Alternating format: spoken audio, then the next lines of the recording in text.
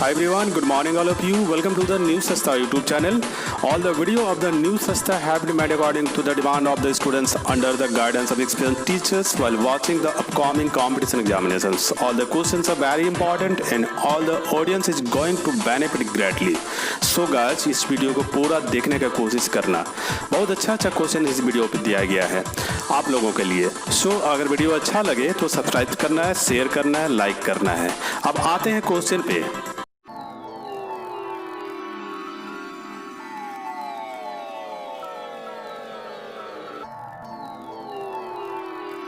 तो question number 1 है, देखिए अच्छा से पढ़ेंगे. क्वेश्चन बहुत अच्छा है. The speed of a train is 60 kmph when there no bogie attached with the engine. The speed of the train is reduced to 28 kmph when 16 bogies are attached. Find the maximum number of bogies which can be attached with the engine. If the reduction in the speed of the train is directly proportional to the square root of the number of bogies attached. मैं फिर से पढ़ दे रहा हूं, एक बार हिंदी में भी आप लोग समझ लीजिए. The speed of a train is 60 kmph when there no bogie attached with engine. कह रहा है कि ट्रेन की गति 60 किलोमीटर प्रति घंटा थी जब इंजन के साथ बोगी जुड़ा हुआ नहीं था. When there no bogie attached with the engine, जुड़ा हुआ नहीं था. The speed of the train is reduced to 28 kmph when 16 bogies are attached. Train में जब 16 बोगीज जोड़ दिया गया, ऐड कर दिया गया, तब ट्रेन की स्पीड 28 किलोमीटर की कमी हो गई. पहले 60 था, उसमें 28 किलोमीटर 28 kmph की कमी हो गई जब 16 बोगी उस पे जोड़ दिया गया. Find the maximum number of bogies which can be attached with the engine. कह रहा है कि ज्यादा से ज्यादा बोगियों की संख्या ज्ञात करें जो इंजन के साथ जुड़ा हुआ हो. If the reduction in the speed of the train is directly proportional to the square root of the number of bogies attached. कह रहा है यहां पर यदि गतियों की कमी यानी चाल की कमी जो है, ट्रेन की जो चाल की कमी है वो बोगी जुड़े हुए बोगियों की संख्या का वर्ग directly proportional to square root मतलब वर्गमूल के समानुपाती हो. देखिए ये लाइन बहुत बड़ी बात है. Directly proportional to the square root of the number of bogies attached, इसी पे जुड़ा हुआ है. तो ये जैसे कह रहा है वैसे हम लोग करते हैं. स्पीड रिडक्शन ऑफ द, यहां पर कह रहा है कि reduction of the speed the bogies which can be attached. मेरा कहने का मतलब है कि ट्रेन की जो स्पीड है, स्पीड में कमी, तो आप लोग को लिखना है यहां पर रिडक्शन.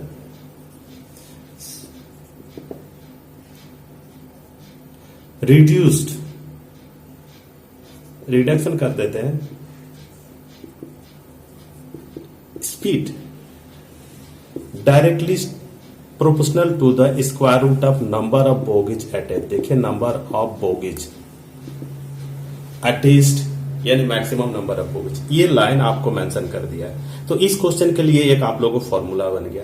तो रिडक्शन ऑफ द स्पीड यानी स्पीड जो है ये प्रोपोर्शनल जो दिया हुआ है, अभी इससे पहले वीडियो में बताया हूं कि ये देखिए प्रोपोर्शनल का साइन है. जब ऐसा रहता है तो इक्वल टू पुट करके के आप लोगों को सब कुछ करना है और नंबर ऑफ बोगीज अटैच्ड, इसका मतलब नंबर ऑफ बोगीज को आप कोई एक सपोज कर लीजिए तो और छोटा बन जाएगा. ये फॉर्मूला एकदम छोटा बन गया. अब आप लोगों को क्या करना है कि स्पीड करा, स्पीड की कमी करना है, ट्रेन की स्पीड में कमी करना है. देखिए मेन कॉन्सेप्ट यहाँ पर क्या होता है कि ट्रेन अगर प्लेटफॉर्म पे जंक्शन पे अगर खड़ी है और उसका इंजन अगर इंजन स्टार्ट है तो आपको ट्रेन का स्पीड लेना पड़ेगा, ट्रेन की स्पीड लेनी पड़ेगी, आप लोगों को गति लेना पड़ेगा. तो आप लोगों को हम लोग को मैक्सिमम नंबर ऑफ बोगीज कर रहा है. Find the maximum number of bogies आपको क्वेश्चन पे लिखा हुआ है. देखिए find the maximum number of bogies. तो मैक्सिमम नंबर ऑफ बोगीज हम लोग को फाइंड आउट करना है, ज्ञात करना है. तो मैक्सिमम नंबर ऑफ बोगीज हम लोग को कैसे मिलेगा, आप लोगों को यहां पर मेन कॉन्सेप्ट अप्लाई करना है कि ट्रेन कब ज्यादा बोगी ले जा सकती है. अगर ट्रेन अपने इंजन पे ज्यादा बोगी को जोड़ती है तो उसका स्पीड अपने आप में कम हो जाएगी. थोड़ा पहले के स्पीड की तुलना में वो उसका स्पीड कम हो जाएगी. तो हम लोगों को उस पर डिपेंड करता है कि हम लोग कितना ज्यादा से ज्यादा बोगी उस पर हम लोग ले जा सकते हैं. तो देखिए 60 kmph 60 किलोमीटर प्रति घंटा. ठीक है, हम लोग यहां पर क्या करेंगे कि ये 60 हम लोग ले लिए और यहाँ पर के कोई कांस्टेंट ले लिए और हम लोग को एक्स का वैल्यू लेना है, जो कि हम लोग को एक ऐसा, देखिए मैं शॉर्ट टेक्निक बता रहा हूँ, इसका कॉन्सेप्ट तो बहुत बड़ी है, कॉन्सेप्ट पे अगर हम लोग चलेंगे तो थोड़ा सा बहुत ज्यादा टाइम लग जाएगा, तो मैं शॉर्ट में बता रहा हूँ।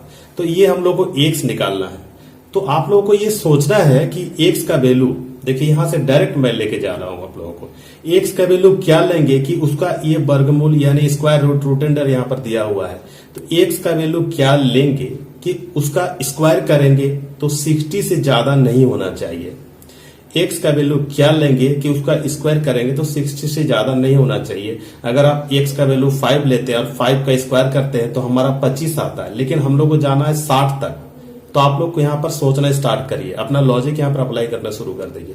तो एक्स का वैल्यू 5 लेते हैं, उसका ये स्क्वायर रूट है, वर्गमूल कह रहा है, तो इसको वर्गमूल को देखिए लेफ्ट तरफ लाते हैं तो हम लोग को क्या बनता है कि ये आपको स्क्वायर बन जाएगा। तो इसलिए यहाँ का जो वैल्यू हम लोग एक्स के प्लेस पे जो वैल्यू पुट करेंगे उसको स्क्वायर करना है। तो एक्स का वैल्यू देखिए 5 पुट कर रहे हैं, 5 पुट करेंगे तो 5 जो 25 होता है, लेकिन यहाँ पर हम लोग को 60 चलना है, तो एक्स का वैल्यू आपको क्या करना है कि 5 नहीं लेना है। तो एक्स का वैल्यू 6 लीजिए, तो 6 ये 36 होता है, तो फिर भी हम लोग 60 तक नहीं पहुंच पाए, तो आप लोग 6 भी मत लीजिए। अब एक्स का वैल्यू 7 लीजिए, ऐसा वैल्यू लेना है कि 60 से ज्यादा नहीं होना चाहिए, मैंने बताया था पहले। तो एक्स का वैल्यू 7 लीजिए, 7 जो 49, तो 49 देखिए फिर भी हम लोग 60 नहीं पहुंच पाए हैं। अब यहां पर क्या करेंगे कि 8 लेंगे, 8 ये 64, देखिए 60 से ज्यादा हुआ, तो ज्यादा नहीं हम बोले थे, 60 से कम बोले थे, तो आप एक्स का वैल्यू 8 ले रहे हैं तो ज्यादा हो रहा है, तो एक का वैल्यू आप 7 लीजिए, एक्स का वैल्यू आप लोग 7 लीजिए, तो 7 जे 49, तो देखिए हमारा 60 से ज्यादा नहीं हो रहा है। तो एक्स का वैल्यू हम लोग 7 लिए हैं और उसका स्क्वायर किए हैं, तो हमारा वैल्यू क्या आया 49। This is the answer.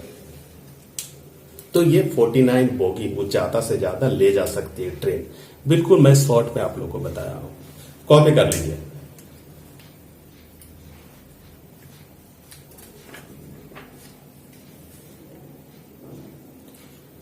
Next question पे आते हैं।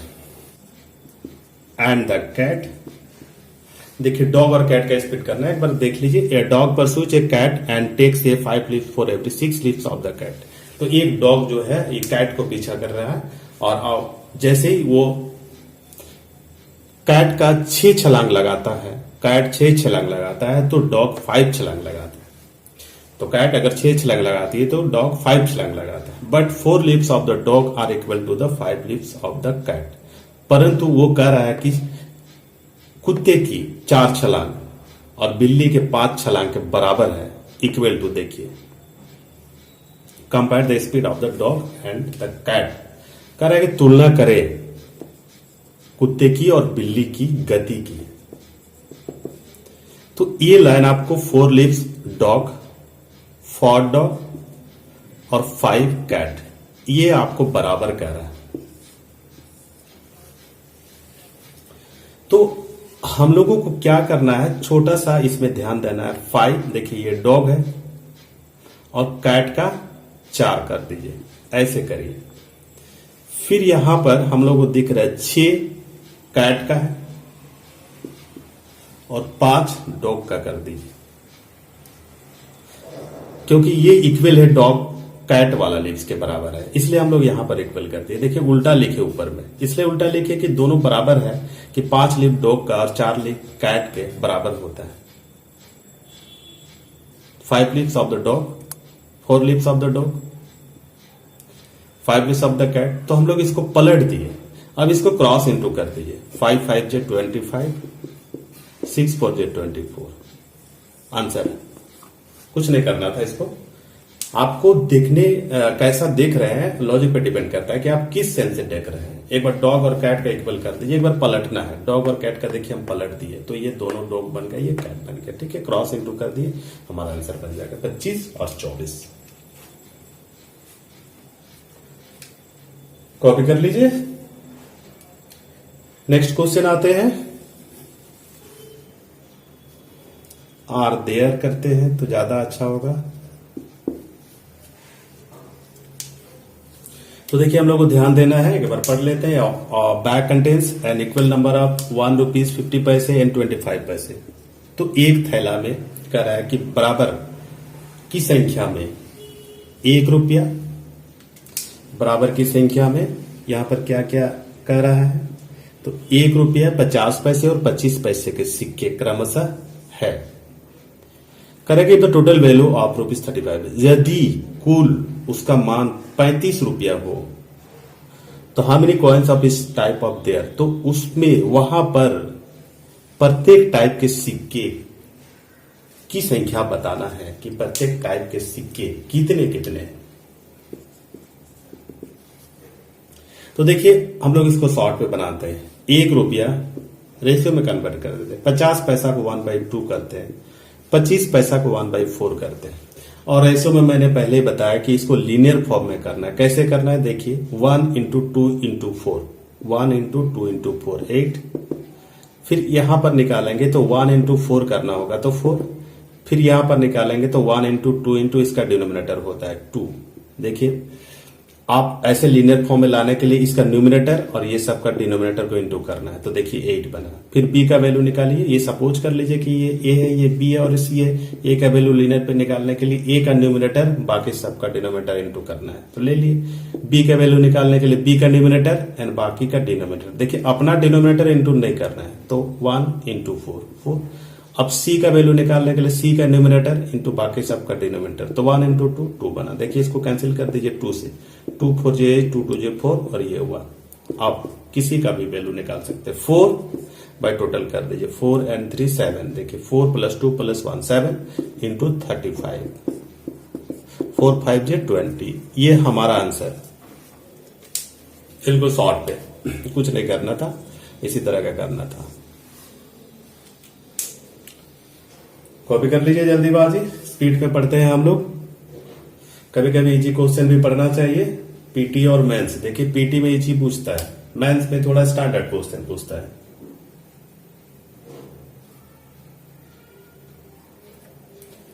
Next question, what is A's share?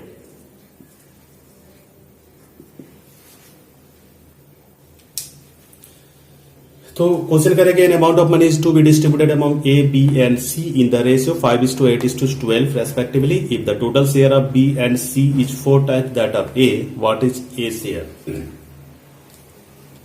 तो देखिए ए बी सी का रेशियो 3 टाइप 5:8:12 गिवन दिया हुआ है, और यहां पर एक कंडीशन दिया हुआ है कि total share of B and C is 4 times that of A.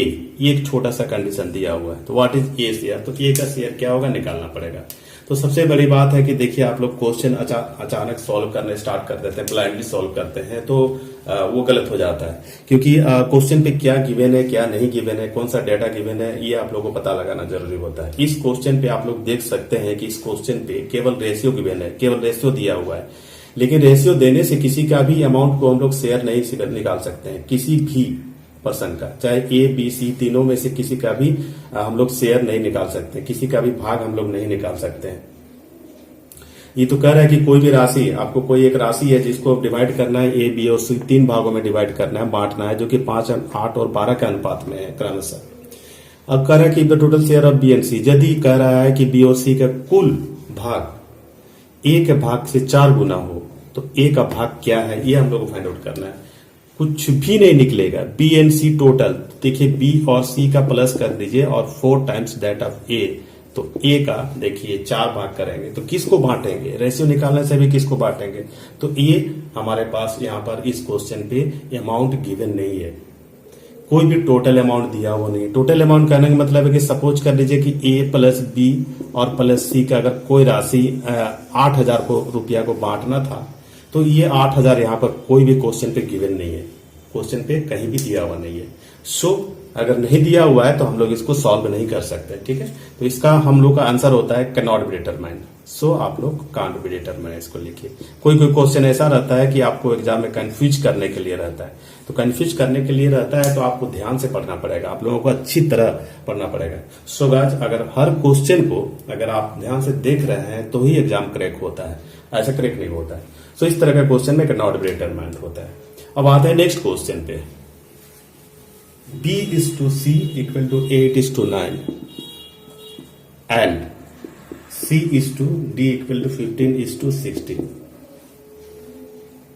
Find करना है A/B/C/D। देखिए कभी कभी ये जी भी पढ़ना चाहिए। ये आप लोगों के लिए है कि मैं जो इससे पहले वीडियो में बताया था कि वो शॉर्ट टेक्निक आप लोग अपना माइंड पे याद रखें कि नहीं, वो इसके लिए मैं ये क्वेश्चन बता रहा हूं। देखिए 3/4 और ये 8/9, फिर ये 15/60। तो ABCD निकल जाएगा 3, 8, 15। तो 3 × 8 × 15 टेक्निक भूलना नहीं है। 4, 8, 15 4 × 8 × 15 4, 9, 15 4 × 9 × 15 is to 4, 9, 16 4 × 9 × 16।